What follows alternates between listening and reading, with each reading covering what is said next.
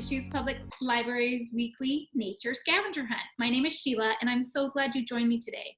Today, while you're out and about, maybe riding your bike, on your scooter, driving around in your car, or just walking, we're looking for signs. So take a look for these.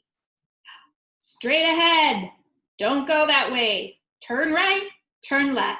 Danger, warning, caution. So that's your challenge this week.